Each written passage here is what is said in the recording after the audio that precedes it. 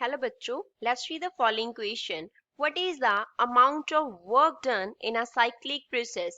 एक cyclic process में हमें work done का amount जो है वो देखना है कि वो कितना होगा. First of all, we will talk about the key concept used in the question. इस question में क्या key concept use हो रहा है. तो पहले तो हम cyclic process के बारे में बात करेंगे कि cyclic process होता क्या है. Then after हम देखेंगे कि उसमें work done क्या होगा.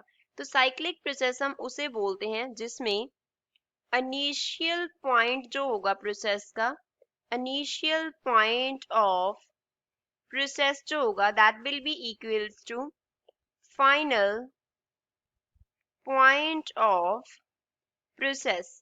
जो प्रोसेस हम कर रहे हैं उसमें जो इनिशियल पॉइंट है वो फाइनल पॉइंट के इक्वल होगा. अब मान लो हमने किसी प्रोसेस को ए पॉइंट से शुरू किया और इस तरह से होते हुए वो वापस इसी पॉइंट पे आ रहा है, तो बी उसका फाइनल पॉइंट है. A and B same points हैं. ए रिप्रेजेंट करता है इनिशियल पॉइंट को, ए इज इनिशियल पॉइंट, एंड जो बी है वो रिप्रेजेंट करता है फाइनल पॉइंट को, फाइनल पॉइंट को रिप्रेजेंट कर रहा है. अब इनिशियल एंड फाइनल पॉइंट्स दोनों क्या हैं, सेम है. जब सिस्टम वही स्टेट से शुरू होके उसी स्टेट पे वापस आके खत्म होता है तो ऐसे प्रोसेस को हम कौन सा प्रोसेस बोलते हैं, cyclic process. That is cyclic process. अब बात करते हैं वर्क डन की कि साइक्लिक प्रोसेस में वर्क डन का वैल्यू क्या होगा.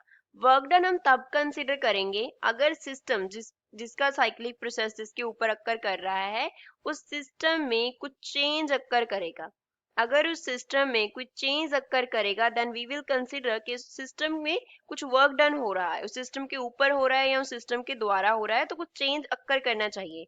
बट जब हम साइक्लिक प्रोसेस कंसिडर करते हैं, साइक्लिक प्रोसेस, तो जिस सिस्टम का हम साइक्लिक प्रोसेस कंसिडर कर रहे हैं उसकी जो स्टेट है वो क्या रहती है, सेम रहती है. वो इनिशियल पॉइंट जैसी स्टेट से वो शुरू हुआ था उसी स्टेट में वापस आ जाता है.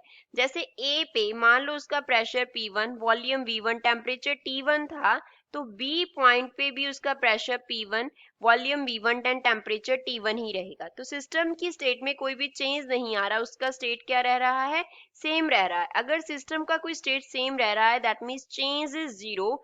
Hence work done in a cyclic process is also equals to 0. उसमें कोई work done नहीं होता. Amount of work done is 0. This is the final answer for the given question. I hope you understood well. Thanks.